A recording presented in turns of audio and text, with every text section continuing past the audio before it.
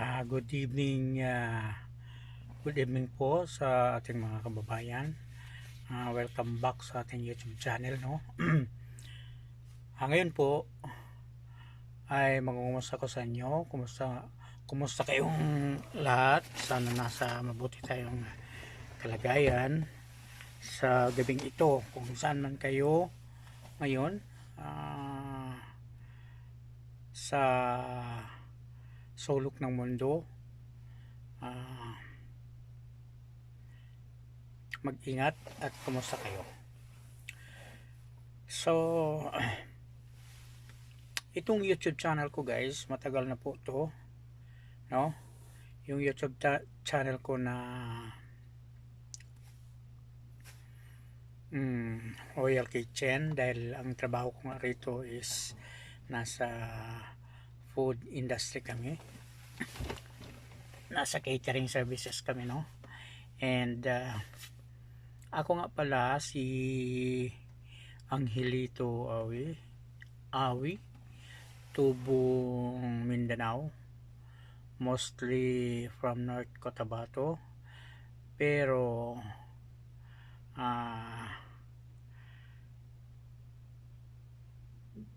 nagtagal din kami doon sa Agusan del Sur, particularly sa Santa Josepa, no? Santa Josepa, Agusan del Sur. Then doon po ako graduate ng aking high school, no? So yung first year and second year high school doon ako sa Bansalan, nag-aral sa Nazareth High School sa Bansalan, kasi nga malapit lang ang Bansalan, Davao del Sur, sa may makilala, kasi yung namin is boundary ng North Cotabato and Davao del Sur. So Cotabato province and Davao province, no? And yun, so doon ako nag first year and second year, Nazareth High School, private school yun. Then after 1987,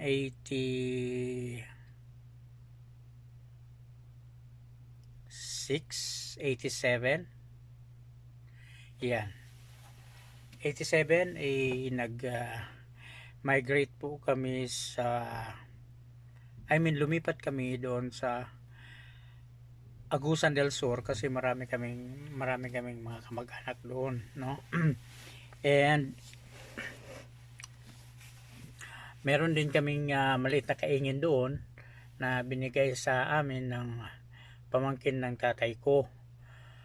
Then after doon ako nag third year at saka fourth year high school sa Santa Josepa National High School, or HGNHS pala. So after that,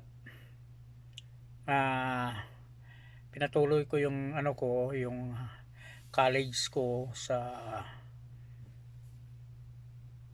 University of Southeastern Philippines sa Davao City, sa may Obrero.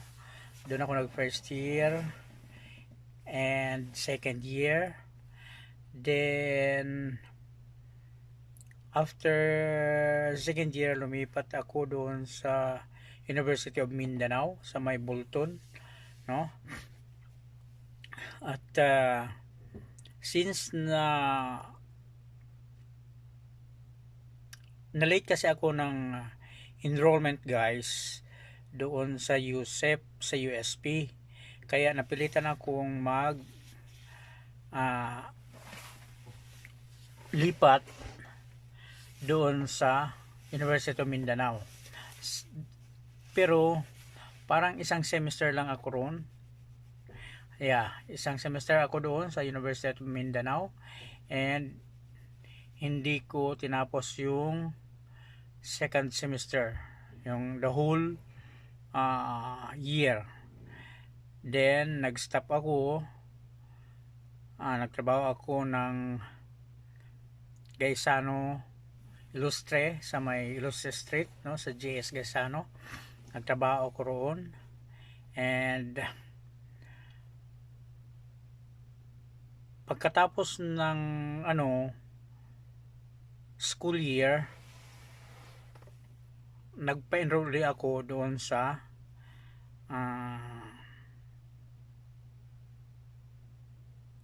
University of Southeastern Philippines, sa USP. Dahil nga hindi na-credit yung ko, mga grades o yung ibang mga subjects ko guys, hindi na-credit doon sa doon sa USEP nung nag-transfer ako, ay bumalik ako doon sa aking pagka second year. Yeah. Then doon ako graduate, no? Doon ako graduate sa USEP ng Bachelor of Science in Secondary Education, batch 1994-95. Yes. Then pagkatapos kung graduate,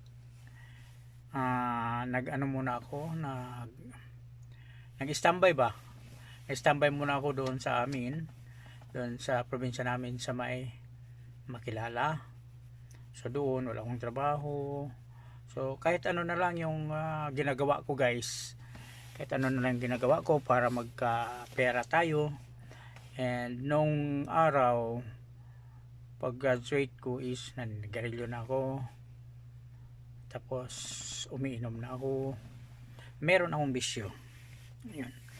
Kaso lang hindi ko pinapakita sa tatay ko kasi nagagalit siya. Then after that, after tumambay ako ng 1 year, is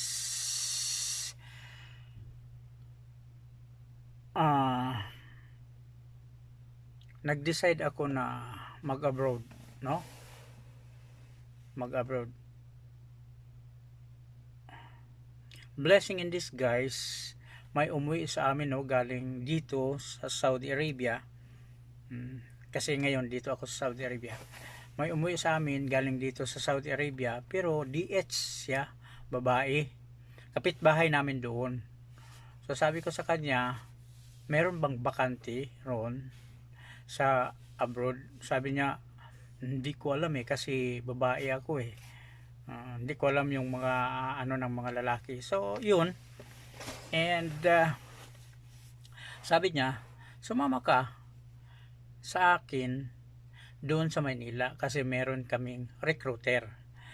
So to make the story short, no, sumama ako doon sa Manila.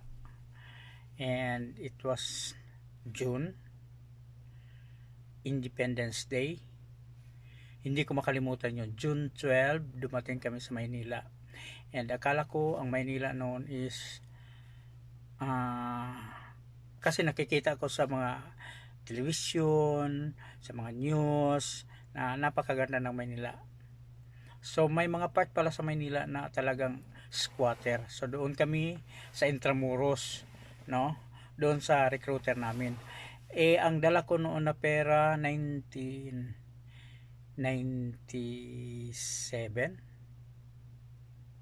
Yeah, 1997. 1996 I mean. 1996 kasi nakaalis ako 1997 ay. Dala kong pera noon is parang namasahe kami ng barko, parang 600 yung pamasahe papuntang Maynila, 1996. Then basta ganon, 1,000 ang dala kong pera noon. Tumambay kami sa Maynila ng 6 months, more than kulang-kulang isang taon, no? Kasi nga wala akong pera, wala lahat. And may bayad pa naman sa agency dati. Pero nung napagtanto ko na ganun pala ang buhay sa Maynila, naisipan kong sana hindi na lang ako pumunta. Dahil nung first time ko sa Maynila, dito kami sa may Intramuros, nako, doon kami sa may squatter, marami palang squatter dyan sa Intramuros dati, no? Daming squatter dyan. Tapos ang liliit ng mga ang liliit ng mga daanan. Tapos pag maligo ka, yung tubig, isang balde, no? 50 sentimos. Yan. Tapos makaligo ka man, isang balde lang talaga. Grabe ang pinagdaanan ko sa Manila. At saka doon kami natutulog kasi nga maliit lang yung bahay nung nung recruiter namin, maliit lang, no? So ang dami namin, mga babae, mga lalaki, mostly na kasamahan ko is mga Muslim. Kasi yung recruiter namin is Muslim. Mostly ng mga na-recruit nila is mga kababayan nila. So ilan lang kaming Kristiyano? Sa dalawa, parang tatlo lang kaming Kristiyano roon. Yun. Ngayon, doon kami sa Maynila. Since na walang bakante doon sa bahay ng recruiter namin, ang ginagawa namin is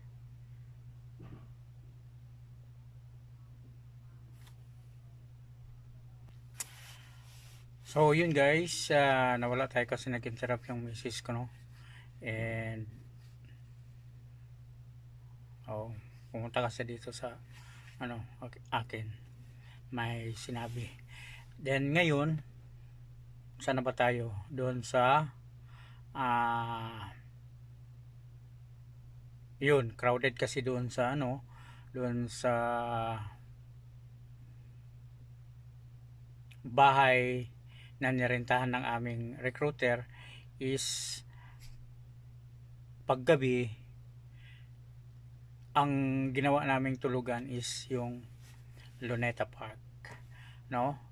Diyan kami sa Luneta Park natutulog nung mga panahon na yun. Hindi pa masyadong stricto yung Luneta Park, no? So doon kami natutulog. Minsan ginigising kami ng gwardiya, and minsan nababagan siya kami. So nahuhuli kami ng pulis. Then nakukulong kami doon sa alam nyo yung Quirino Grandstand guys, may doon, outpost ng pulis malapit sa dagat. May park doon sa likod ng Quirino Grandstand, no? And doon may outpost ng pulis doon kami kinukulong ng isang araw, no? Kung wala kang panglagay, hindi ka makakalabas. So ang ginagawa nila, aanuhin ka, yung palilinisin ka sa kubeta, sa doon sa mismong outpost, no? Yun, naranasan ko yun guys. Napaka hirap ng dinaanan ko bago ako nakapunta dito sa Saudi Arabia. Wala akong kapera-pera, wala lahat. Walang tumulong sa akin, walang nagbigay sa akin na kahit 5 ng mga kamag-anak ko. And sariling sikap, kasi gusto ko guys na yun bang kung ano man ako ngayon, pinaghirapan ko na walang tumulong sa akin. At gusto ko kasi tatayo ako sa sarili kong paa, na walang ibang tao na tumutulong sa akin. So yun yung story ko guys, kung paano ako napadpad sa Maynila. Then maybe next time, next vlog natin is kung paano naman ako nakapunta dito sa Saudi Arabia na walang pera at walang binayaran sa agency pati passport ko, pati medical ko, no? Lahat, wala akong binayaran kahit 5 duling. Ayun. So blessing in disguise guys, yung mga nangyari sa akin, no? So until next video guys, abangan nyo yung kwento ng buhay ko, no? So habang wala pa tayong upload sa mga party natin, yung mga ginagawa natin sa labas, na ginagawa natin sa catering, is ayan, mag vlog muna tayo about sa ating talambuhay.